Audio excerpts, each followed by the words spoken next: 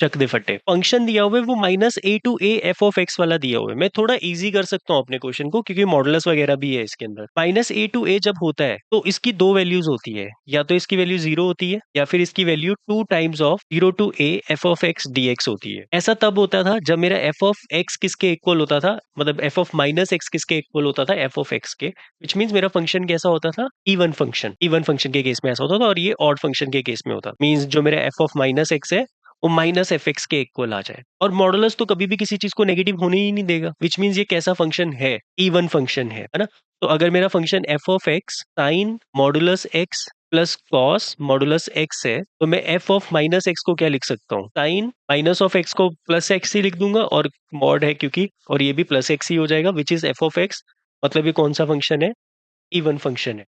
तो मीन्स मैं इसकी लिमिट को तोड़ दूंगा, और तोड़कर क्या लिखूंगा, 0 to π/2, और 2 आगे लगा दूंगा, और sine modulus x plus cos modulus x हो जाएगा, है ना। बट यहाँ पर अब क्योंकि मैं 0 to π/2 जा रहा हूँ, मैं नेगेटिव नंबर पुट ही नहीं कर रहा इसमें, तो मॉडुलस का तो कोई मतलब ही नहीं बनता। तो मैं यहाँ पर मॉडुलस हटाकर भी कर सकता हूँ, है ना। वो स्प्लिट तो तब होता था +x और -x जब हम नेगेटिव नंबर्स पुट करते थे उस केस में। तो बस सब सिंपल इंटीग्रेशन है इसकी।